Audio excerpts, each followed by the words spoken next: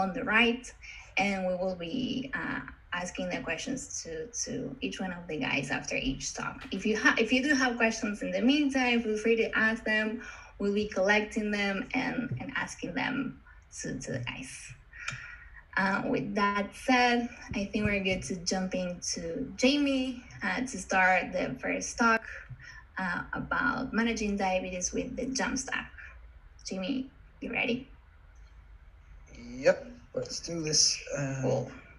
So I think if I share screen. Yes, you can take over. Okay. Can you see the slide deck okay? Yes. Brilliant. And is it coming through okay on the stream? Because it's on a big display. So I just want to make sure it's not hard to read or anything. I think it looks great on right, my end. Brilliant. Okay, so I will start my timer. Here we go. Right. Hi, everyone. Thank you very much for coming along and listening to me to talk, and good afternoon to anyone from Seattle, and good evening for those from the UK. My name is Jamie Bradley. I'm a front-end engineer who is very passionate about modern and intuitive approaches to web development, so this includes JAMstack. I'm the co-founder and the CTO of a company called StackUp Digital. We're a northeast, based in the northeast of England. We're a digital agency who specialize in headless content management solutions and headless e-commerce solutions. And I've been working with the JAMstack for a very long time, long before it was coined as the term JAMstack. We're probably going back as far as 2014. So if there's anyone else who's been working with this approach to development since then, you might be familiar with static site generators like Cactus and many more. So I kind of go far back in that sense. But today I'd like to talk to you about a couple of things. As well as being passionate about JAMstack and web development, I'm also passionate about this thing, diabetes. And the reason being is because on the 23rd of December 2013, when I was 14 years old, I was actually diagnosed with type 1 diabetes. And I was kind of remember this day for us forever, really. I was really scared. I had no idea what to expect. I was even more scared when I was told that I was going to have to inject insulin with a needle for the rest of my life, because I never used to be particularly great with needles. And I don't want to spend a great deal of time talking about, biology and diabetes, but we kind of need to go through it in order to understand what the problem that I'm trying to solve is. So diabetes is a lifelong condition that causes a person's blood sugar level to become too high. And if you've ever come across the term diabetes, you might be familiar with these two groups that it falls within.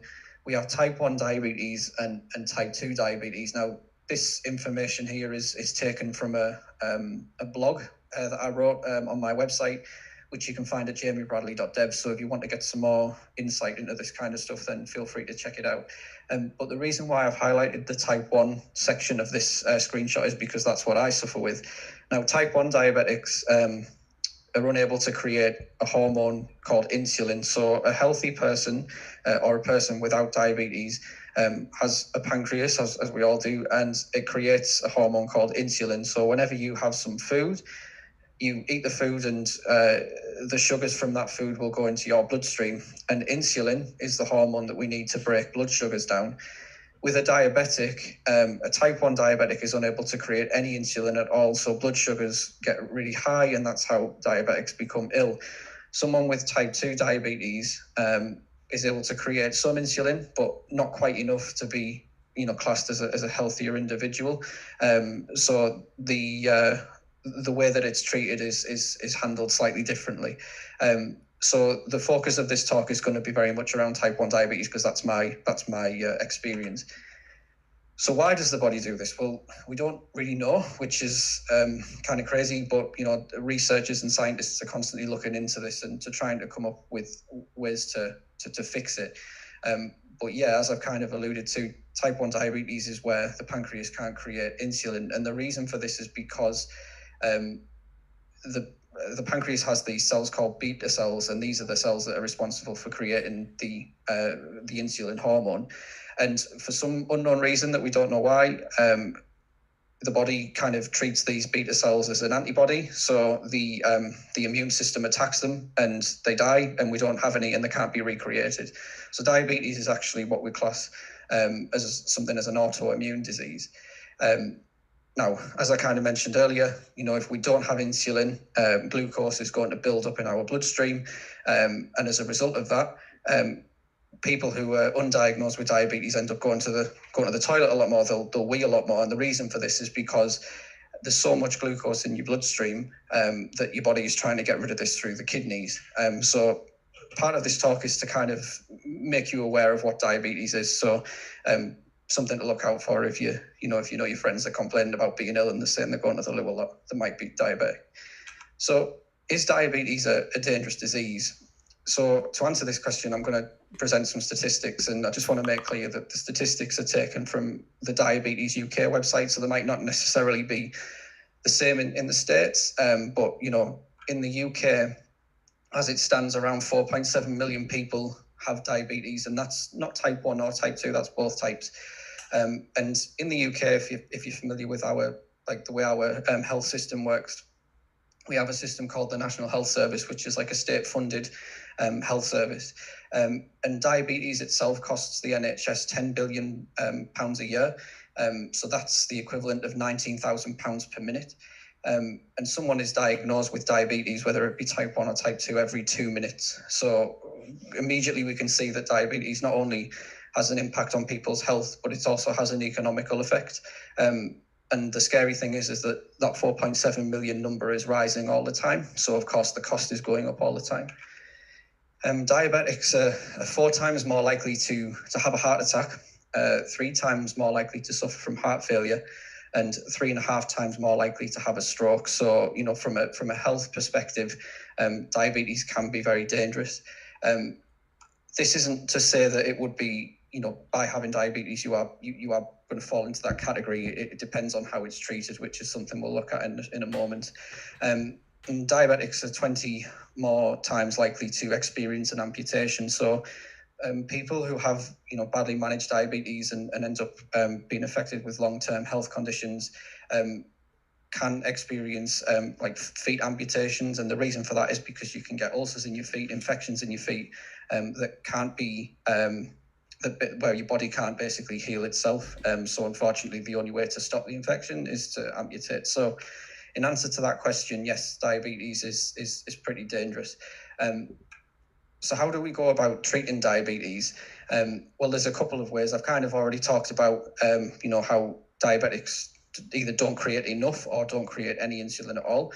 So from this perspective of a type 1 diabetic, we have to get that insulin back in our body somehow. So, what I mentioned earlier about being scared of needles, the first way that I managed my diabetes was through an insulin injection, very similar to what you're seeing on the left-hand side of the screen.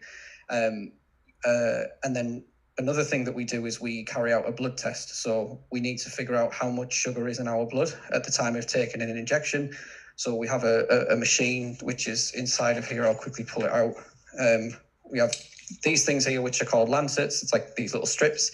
And then we have a little pen which has a needle inside of it. You prick your finger with it and it releases some blood, like in the picture on the right, and that goes inside of a strip, which will then be read by a meter, much like this. And it'll give you a number, and I believe in America the numbers are slightly different to the way they are in the UK, but in the UK you're trying to aim for a reading of 8 as a diabetic. A healthier individual would probably have a reading of around 4 or 5. So yeah, an alternative way of treating diabetes or type 1 diabetes is with something called an insulin pump. And this is what you're seeing on the screen now is the approach that I take. I have a machine here, which I'm showing on the camera. And on my arm, which I can't show you because I've got a hoodie on, I have something called a glucose sensor and a transmitter. So the sensor is attached to my body, and it's basically detecting sugars inside of the fluid under my skin, getting the reading from that and then sending it to the insulin pump via a Bluetooth connection.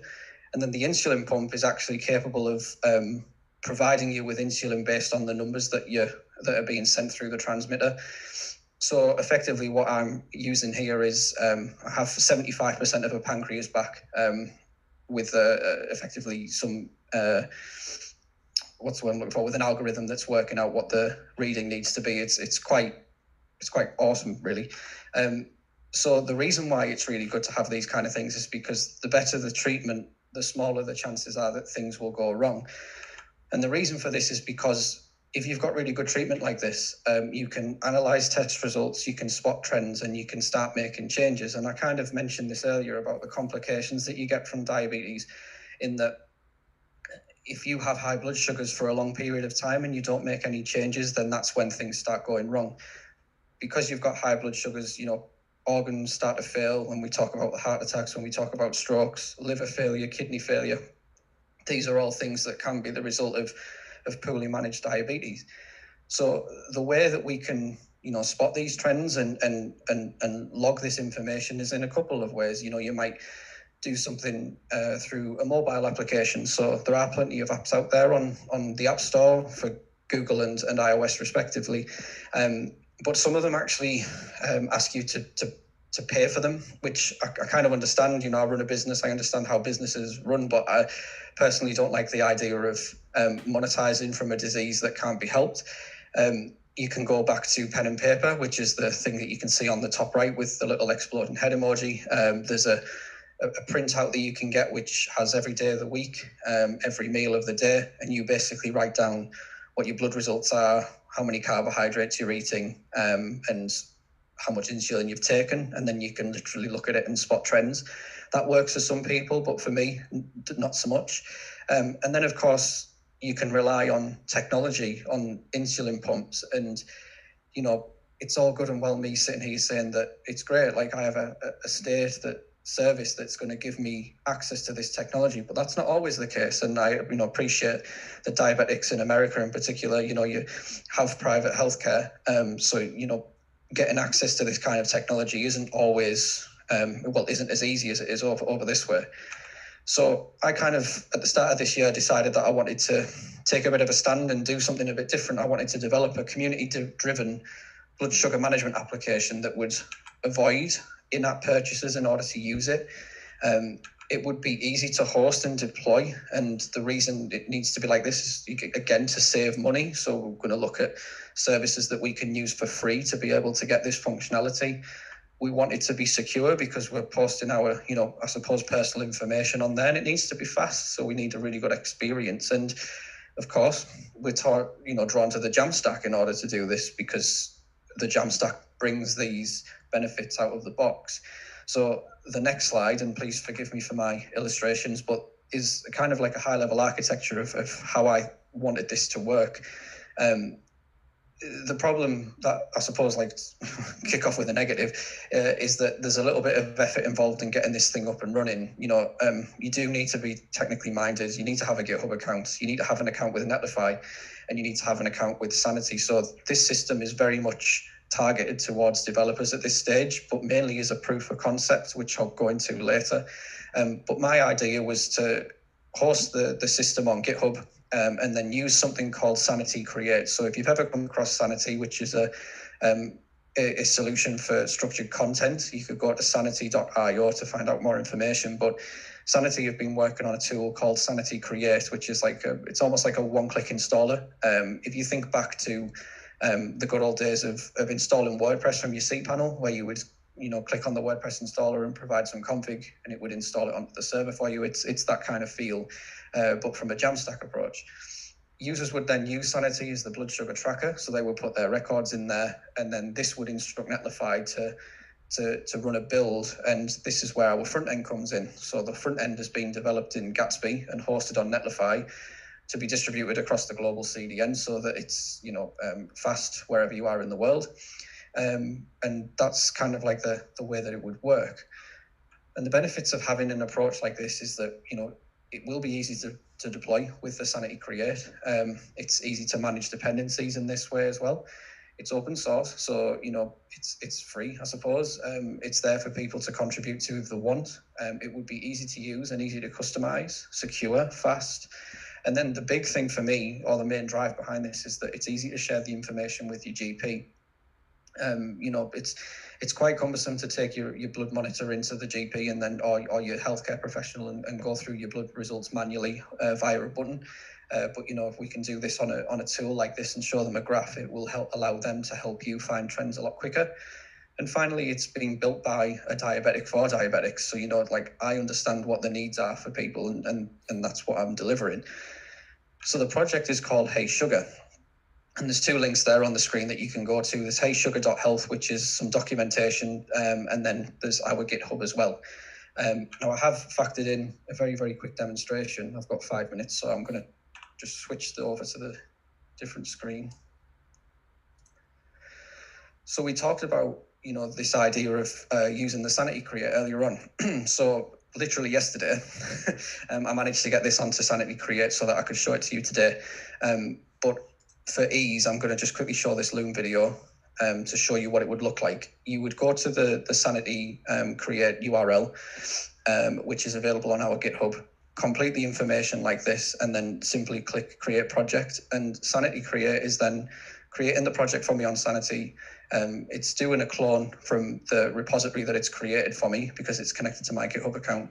And then it's basically deploying the tracker and the client, which is the front end respectively for me.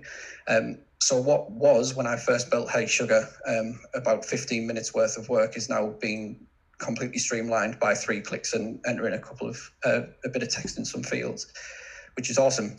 So I'm really, really happy with that. So what you get out of the box when that's being complete, you get a tracker, which is something like this, and then you get a front end, which is something like this. So again, because I'm conscious of time, I would normally show this end to end, but I'm just going to kind of show you it as I've put it in earlier.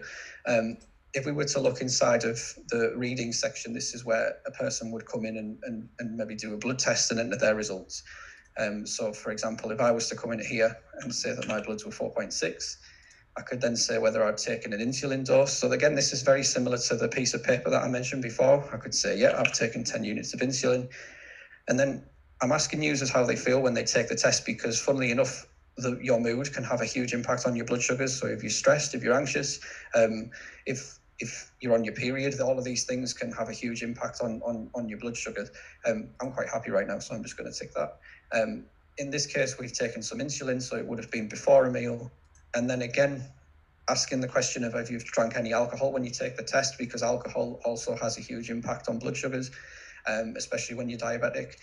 Haven't at this time. And then this is something that I really liked about what I was able to do with Sanity. So inside Sanity, you have this concept of you can create relationships between fields. So you might have noticed here that on the left-hand side, we have a food section. And inside of my lunch, I've created an entry for ham and cheese sandwich with 3 slices of bread. And the reason I've done that is because I kind of have this regularly. This is always my lunch. So instead of having to input all of this information every time in the reading, I'm able to pick from a lookup what my food is. So I can select the ham and cheese sandwich, and then I can put some notes in there. This is a test. So by clicking publish now, just bear with me. That doesn't seem to have published. By clicking publish now, this will send a instruction over to Netlify to trigger a deployment for me. So if I was to bring Chrome through again, we should be able to see now that the deployment's been kicked off for us. It's all looking really good. And then when we come back to the front end, we will eventually see that there is a reading there. I'm obviously not going to make you sit there and watch a deployment log while we go through it. But if we were to take this 8.5 reading and then click on view, we can get some more information as to what this is. We can see what we've eaten. We can see the mood. We can see any notes. We can see what time the test was taken, how much insulin we had. And again, this is all valuable information that doctors and healthcare professionals might want to look at if they find an anomaly inside of it.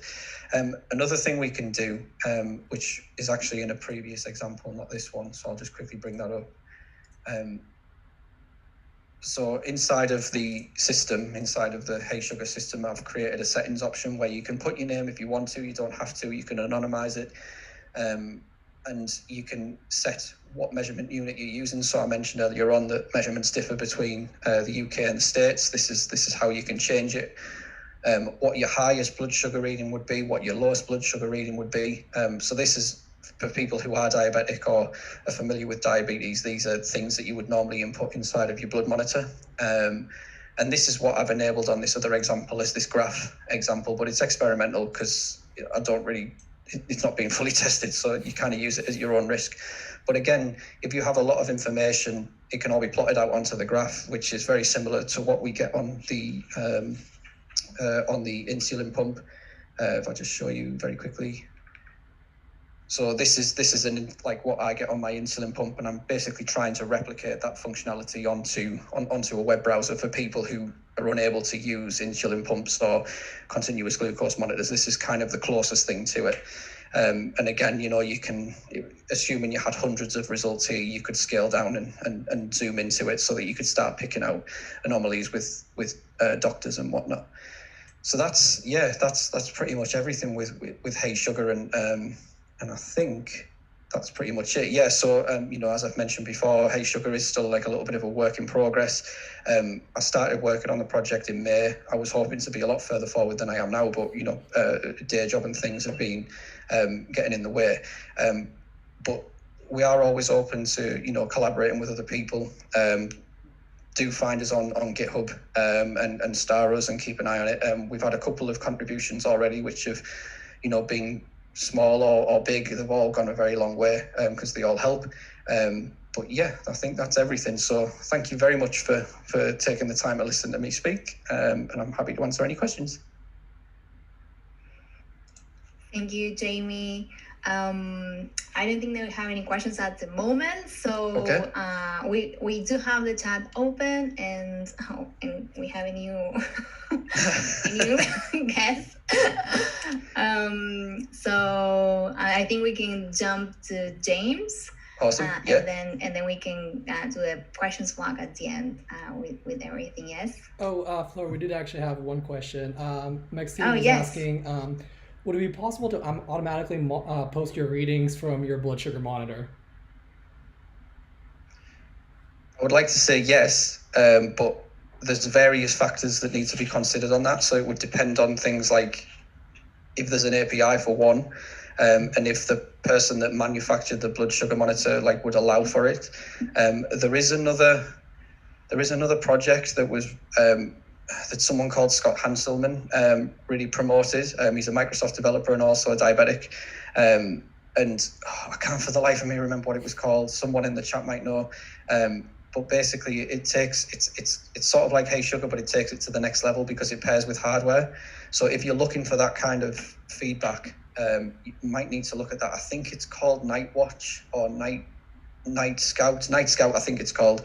So it's available on Google, but kind of do it at your own risk. If you've got any hardware that's fairly new and it's under warranty or under any kind of guarantee, then that's going to be void the minute you start changing it. But I think a lot of people, what they tend to do is they'll go on Craigslist or something and buy an old insulin pump and an old monitor and then just toy around with it that way. That's a really good way of learning how to do it. But yeah, I wouldn't sort of advise doing it without those risks being made aware. Thank you. Yeah, I just like to add that it's really refreshing to sort of see a real use case of JAMstack that's not just building a website that does stuff for your customers, and it's actually something that you obviously are clearly very passionate about and can really help the world. So I just want to say kudos to you. That's awesome. Well, thank you very much. And I know I've kind of limited this particular project to two technologies. I have talked about Sanity and I have talked about Gatsby, but this kind of thing can be replicated for other systems as well. Anything that's got the flexibility similar to Sanity. So like Strappy, I've never come across Agility before, James, so I'm not too sure how much you can do with it. But anything that you can manage structured content with easily and a database on the other end, you can recreate this kind of thing as well. It is something that we're possibly maybe going to look at, but the main drive for Sanity at the moment was because of the create. Basically, it just means that people can get on board a lot quicker. But yeah, if anyone else, the point of the talk as well was to try and inspire people to think outside the box on that front. See if there was something else you could do other than just building a marketing site or a blog or a shop or something. Yeah, I think you did a great job of showcasing that. And like you said, the technology pieces you chose, like whether it's like what did you use for the front end? Was it Gatsby, or did you use next.js? Or yeah, it was Gatsby. Yeah. But like all those parts would be interchangeable, but you'd still be able to accomplish the same sort of thing. So it's just cool that you can really sort of pick and choose all the components that sort of make up your JAMstack, but you can still do a lot of those same things. Yeah. What makes it even more interesting is that, like, you know, when I built this, incremental static generation by Next wasn't a thing, whereas now that would be like a brilliant combination for it, because you could get your data a lot quicker, or even better, I suppose, you could fetch the data at runtime through Ajax requests and things as well. So there are certainly other ways of doing it. Again, if anyone has suggestions and they want to make a contribution, feel free. Nice. Thank you, Jamie, for creating such an amazing tool and for sharing it with us. I think, as James was saying, I think that it's amazing that you saw a problem and you took it, and instead of either not doing anything about it or just creating a marketing site, you created a tool with the tools that the JAMstack provides you, and it's certainly great for what you did about the diabetes, and it's also an inspiration for people to go grab a problem and create a solution for it with the tools that the JAMstack has for you available. So thank you for sharing that amazing talk. Yeah, thank you. Thanks for having me. Nice. I think we're ready do you have any other questions, Slava? No, that's it. I'm just gonna quickly try and switch this so we just have active speaker view. I didn't want to toggle it earlier. I think somebody was asking for that feedback. But yeah, no more questions. Just lots of praise for Jamie from Glenn and Alejandro. So thanks, guys. Nice. Okay, so that said, I think we're ready for James. If you want to take over the screen, it's all yours. Sure, let's do it.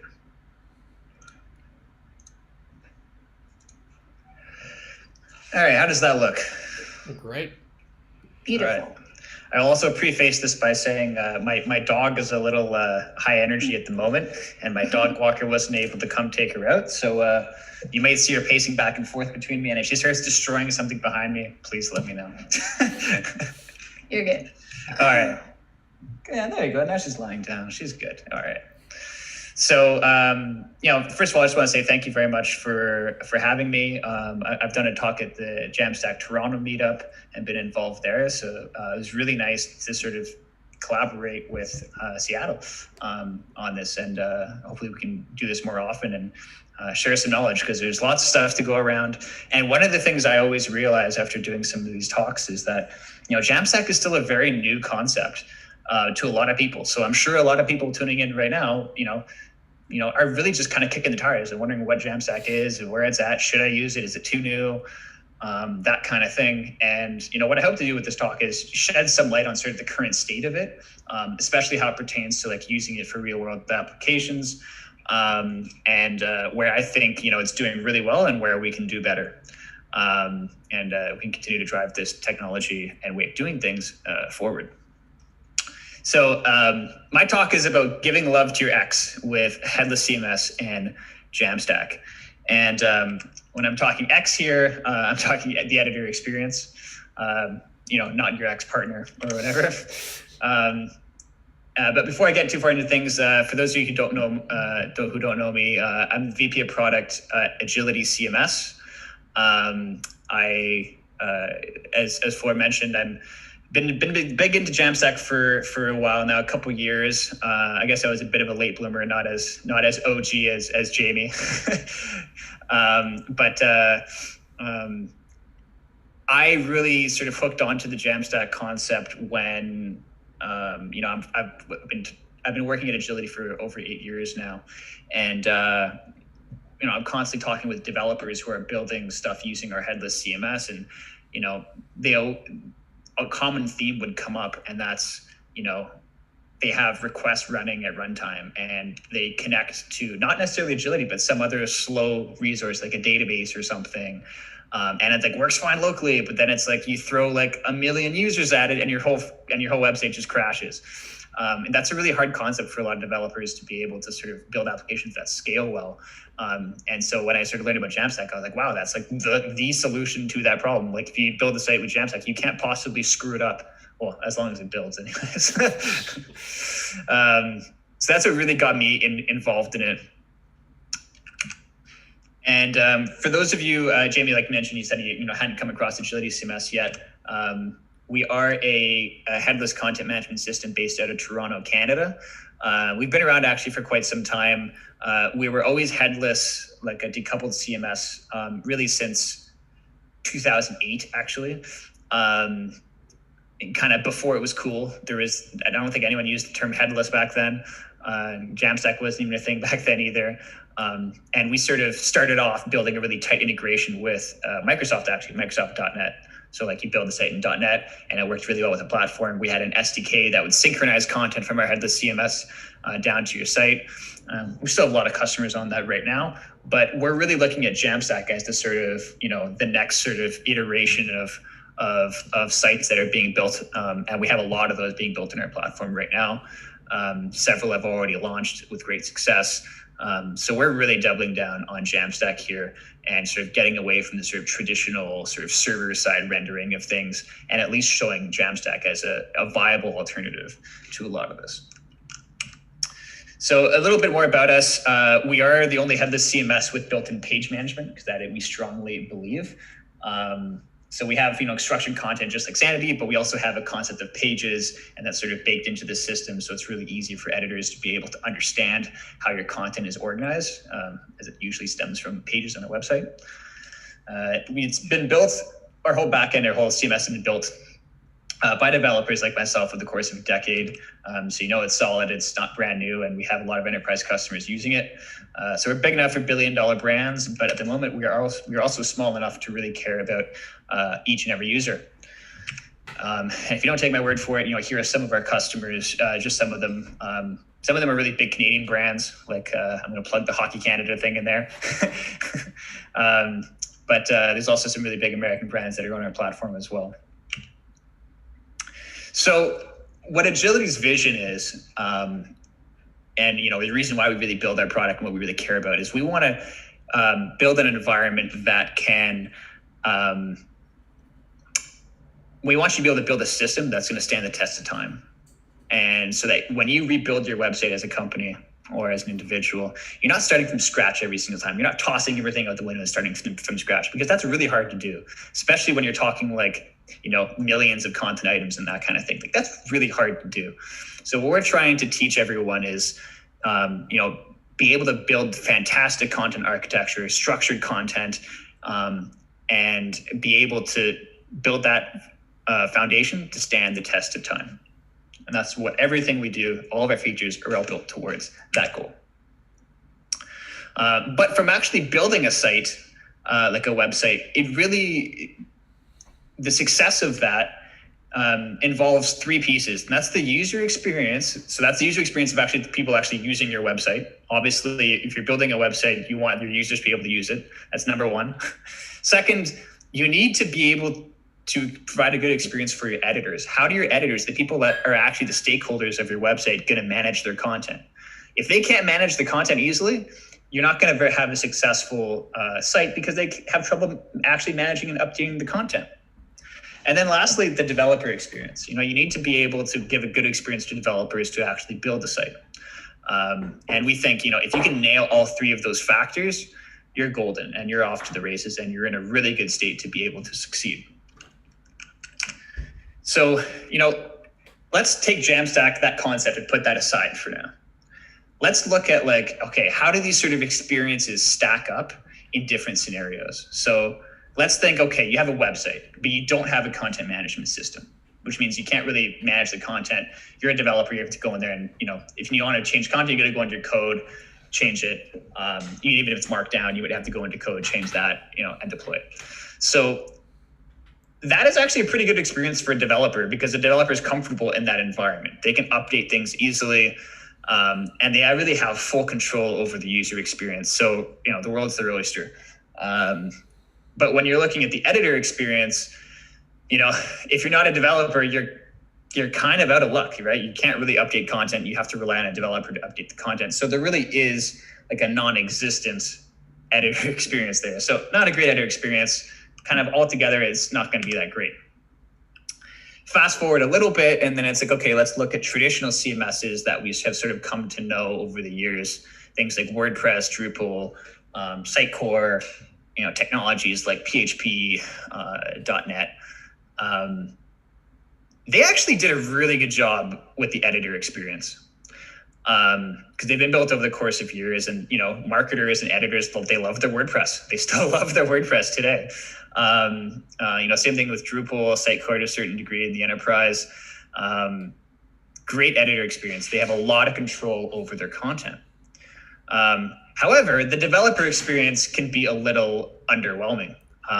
You're very strict in terms of what you can and can't do, what technology you have to use, whether it has to be a certain framework or not.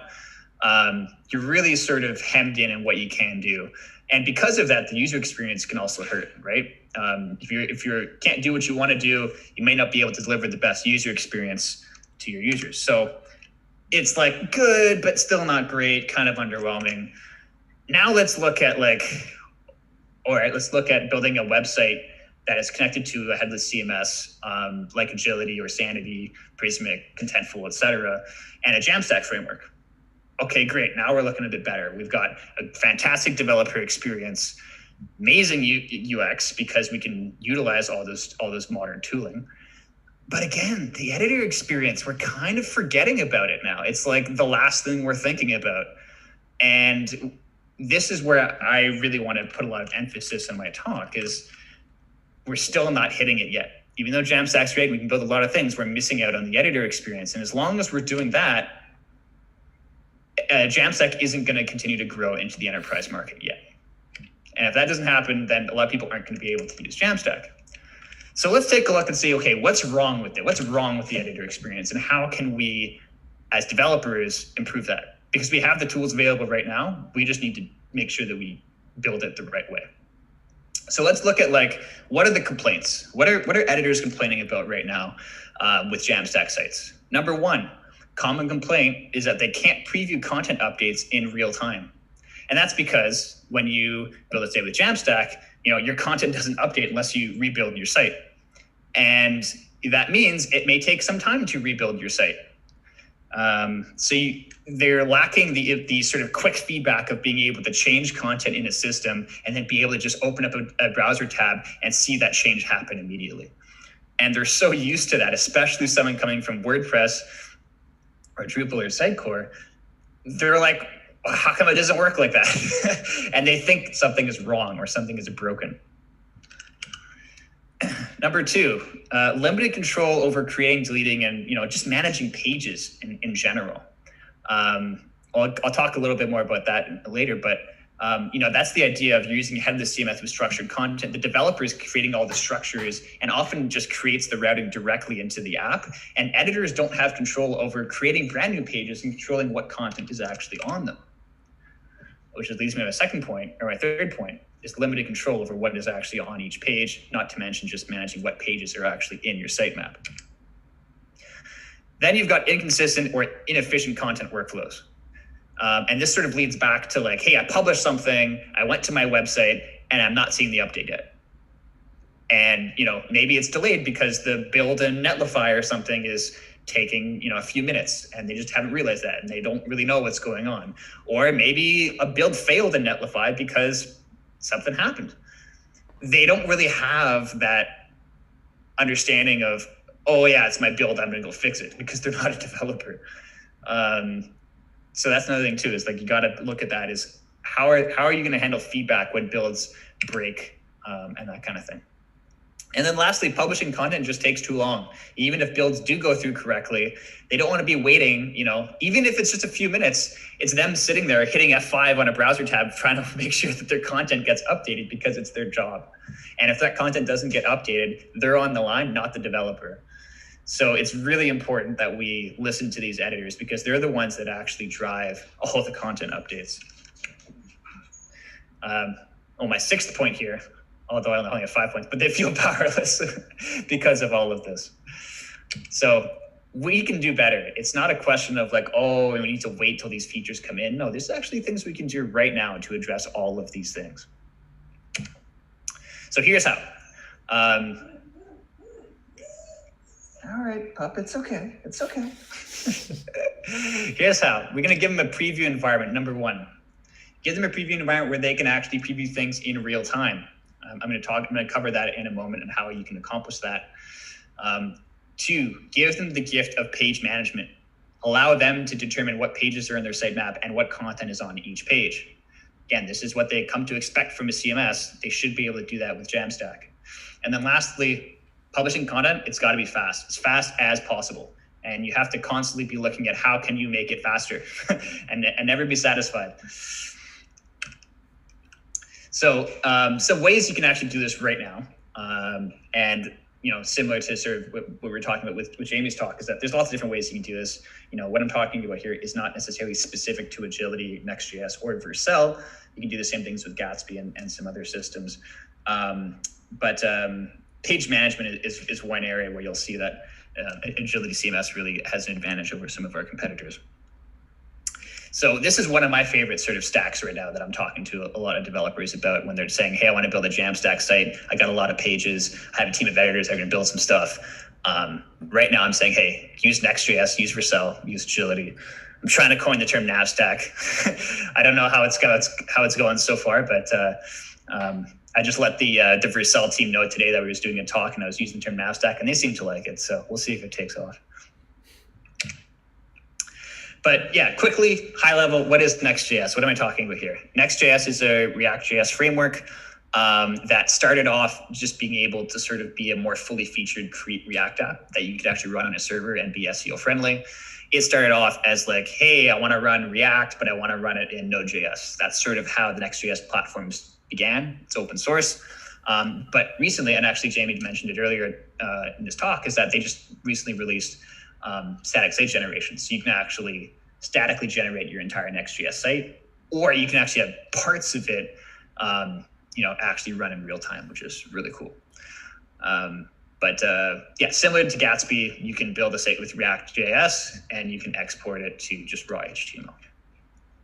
What is AgilityCMS? I touched on it a little bit before. We are a headless CMS with headless page management built in, as well as structured content. And it's really geared for teams where you have content. You need editors who aren't developers to be able to manage content. And then lastly, what is Vercel? Vercel used to be called Zeit now, but Vercel is a static hosting platform.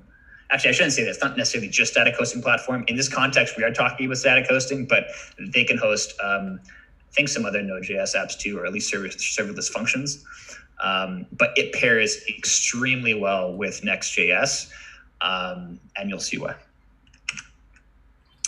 So preview, we're talking about preview here. Well, isn't this a static site though? What's the deal here? Yeah, it is a static site, but you actually can preview when you deploy to Vercel, and you can preview in real time. So let's see how this would actually work. So an editor is in Agility. They're in a CMS. They're on a page that they've been editing. They've added some components to the page. They're like, all right, I want to see how this thing looks. They click the preview button in the CMS. At that point, what actually happens is once you have your website that's deployed on Vercel, and our system knows what URL to load, it'll actually set a cookie in your site running on Vercel, which will then instruct Vercel to be like, oh, okay, when someone is in preview mode here, I'm not going to just give you the flat HTML or the cached HTML. I'm going to actually run this function in real time, and it'll return to you your content just like you would if you're running like a real-time site as opposed to static. So it actually runs at runtime or real time in Node.js. So the editor can actually see the content they're working on prior to publishing it and waiting for like a build to happen. And they can see that happen in real time, which is awesome. So easy. And that works just like it does essentially in WordPress world. So perfect. You can get that in place. Editors are going to be happy. As far as I know how this works, and I did run this through the Vercel team, but essentially you have a page request that comes in. Vercel essentially looks for that cookie. If it is a preview, they essentially run that page as a serverless function at runtime. So like the page request might be like a little slower than normal because you might have to go do some lookups to an API or whatever is happening to generate the page. But again, it's just for your preview, and it's just for your preview session. And then if it's not in preview, they just always return your sort of HTML build that's already there, and it's cached and it's lightning fast. So you really get like best of both worlds here with Next.js and Vercel for setting up a preview environment. From a high level, it's actually really easy to set this up too. Like, go to our website, AgilityCMS.com. You can sign up for the Next.js starter, get a free Agility account to get started. Click the deploy button to deploy the thing to Vercel to your own account, and then set the preview domain that you have from your Vercel app in Agility, so we know what your preview URL is, and that's it. It's super easy. You don't even have to be a developer to set this up, really. All right, I'm just doing a quick time check here. I'm going to see if I can skim over a couple of these because I don't want to eat up too much time. But I really want to look at page management because that was my sort of number 2 thing that I really strongly believe you need to give your editors for them to be happy and have a successful solution. And I'm going to start by saying, like, what isn't page management? It's the best way to explain what not to do. So I see this all the time, and this is in like every single JAMstack tutorial that I've seen online. Is like, you have a folder, it's called pages, and you like create a file there and you call it that thing, and that thing is your page route. And then the developer sort of determines, okay, I'm going to wire up these React components. Like this, for example, where it's like, okay, my About Us page is going to have an image slider. It's going to have something that talks about my profile, and it's going to have like a contact us form. This is essentially how people are building a lot of sites right now.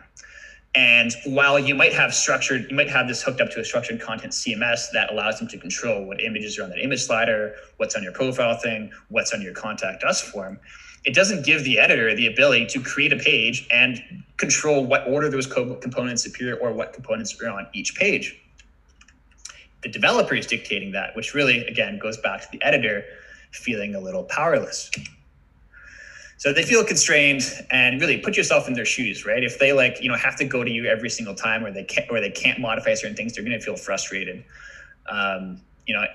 It's like you as a developer, someone said, hey, yeah, we have this great thing, but you can only build certain types of pages with predefined layout. You don't have control over this other stuff. And if that's your job, you're going to feel pretty powerless to be able to make an impact.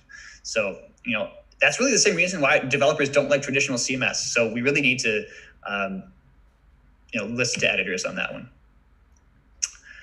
Still not convinced. So let's say you actually do control all of your page routes, you're going to get inundated with emails from your editors, your marketing team being like, hey, can you create this page? We need this page. We need this campaign. Can you add these modules? You're going to spend all your time doing essentially content entry as opposed to actual real development. So that's why we at AgilityCMS are huge believers in stop building websites that are just like static and they can change some content. Build tools, build UI components that editors can then decide how and when they get put on pages, and so that they can actually compose the pages. So you just end up building tools as a developer. In Agility, we call these modules that they can then use to compose their actual pages. And I'm going to skip ahead a little bit here.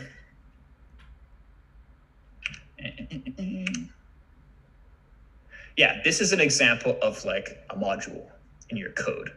So, here we've got this this React component that I think it's using React actually, where it's like just a simple like rich text area. It just outputs like some text. This is like what you should build in your code. So it's like, okay, I have this component, it takes some props. And then in your headless CMS like Agility, you actually define what we call the modules that correspond to these components. And the fields that the editor can enter in those modules get automatically passed through to your code. And then editors can actually manage the order in which those actually appear. So for example, in our system on the left, it's like the editor sees a title, a subtitle, but then in your code, this is just how you reference them directly. So instead of giving editors controls to match like whole pages, you're really sectioning things up into reusable components that you can set up as you'd like.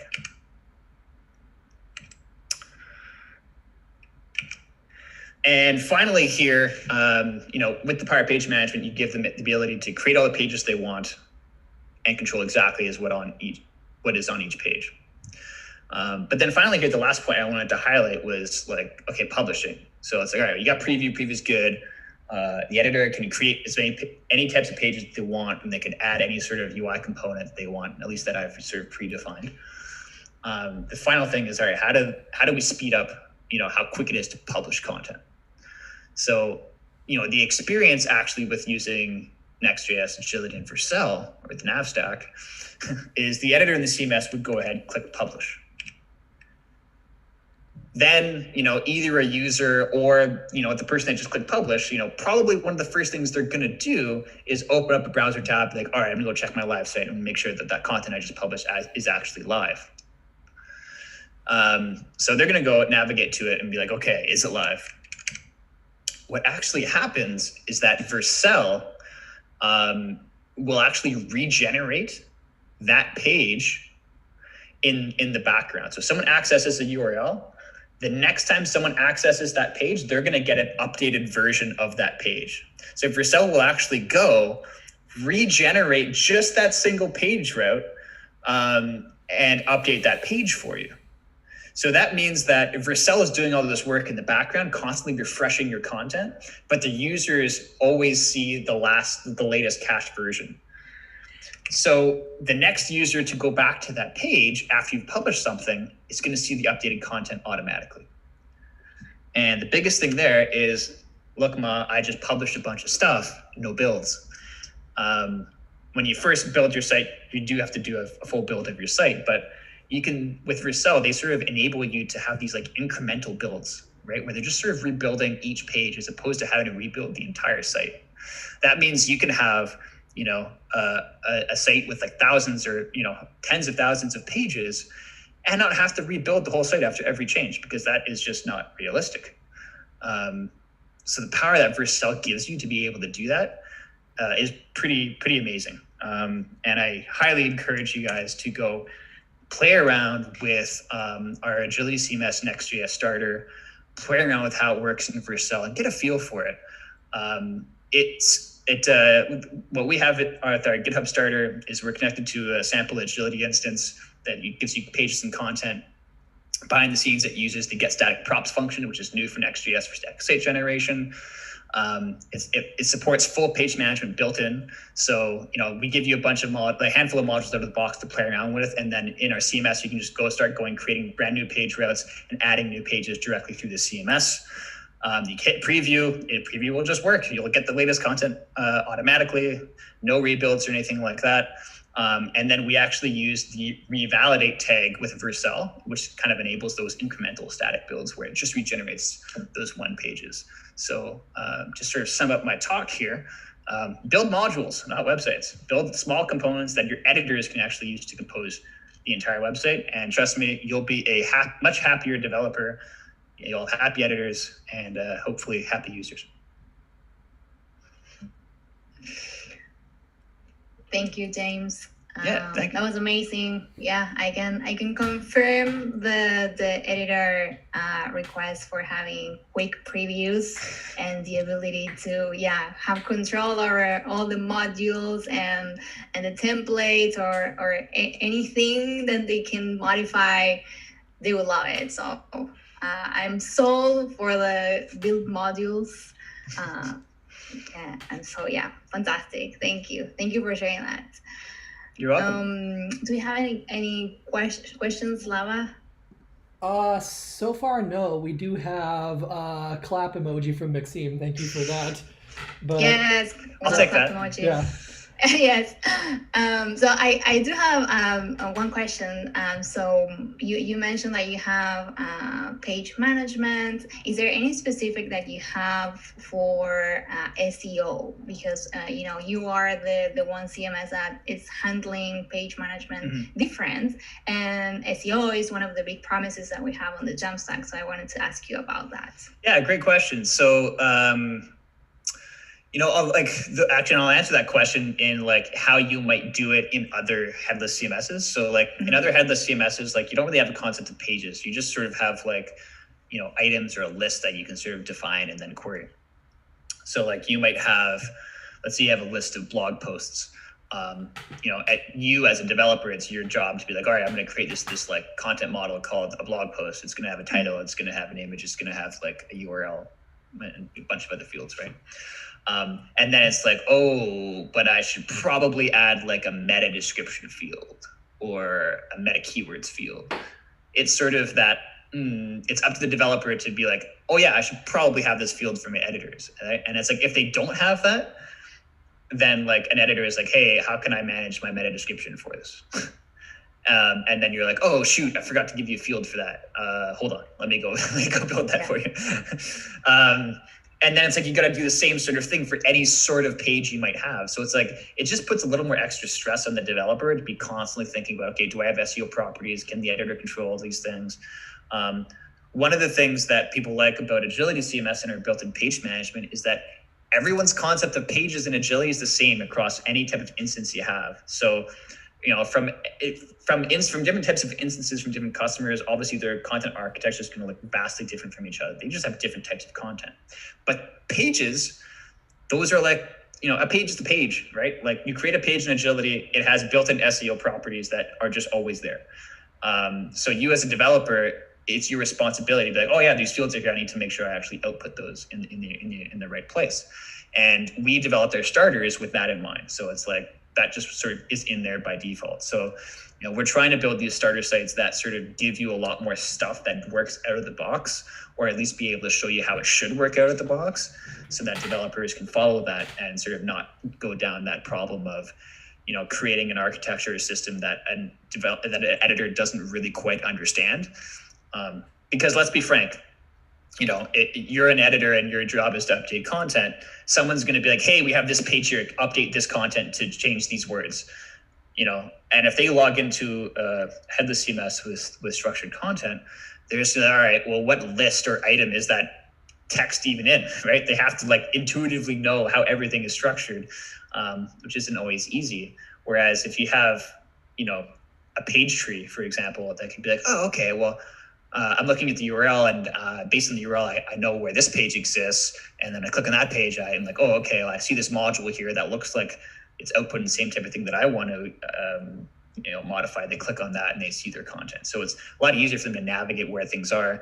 And because of, we just give you all these fields out of the box that are consistent across anywhere you're using them, which also allow us to build greater tools that do more things for you, such as, SEO and that kind of thing. Yeah, great. Nice. Sounds amazing. Can't wait to play with AgilityCMS. Thank you.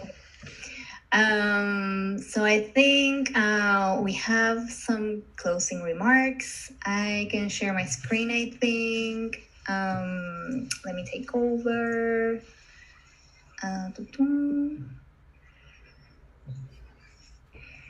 And let me know if it's showing. Yes? Yep, looks good to me. Cool. So some things that I wanted to mention is that, well, this is the first live event that we did for the JAMstack Seattle meetup. We do plan to do way more. So we are open to receiving talks from the community, from anyone that wants to share anything, any tool or like the one that Jamie did, or a product like what James shared, and how that integrates with the JAMstack and how we can, inspire our devs to use those same things too. We are super open to receiving talks. So that's one. And then also, if you want to sponsor, if you have a product or a company that wants to sponsor one of our talks and showcase your product, we are super open to doing that. So head to JAMstack Seattle Netlify that app, and at the bottom we have 2 boxes that will take you to 2 different forms, and you can fill out those forms to do that. That's one. And then the other thing that I want to say, I want to thank my and Slava's employer, ZipWhip. We work for ZipWhip and we're super happy. And because of that, we also want to say that we are hiring developers. So if you're interested, head to zipwhip.com/careers. We have some positions open and we'll be adding more. So yeah, and feel free to ask me or Slava any questions that you might have about ZipWhip. Always happy to answer. And yes. And thank you everyone for attending our first ever live stream. Thank you, James and Jamie, for being the first 2 speakers ever in our live stream. We're super happy. And yeah, thank you. And we hope to see you soon in the next one that it's hopefully also soon. So take care, everyone.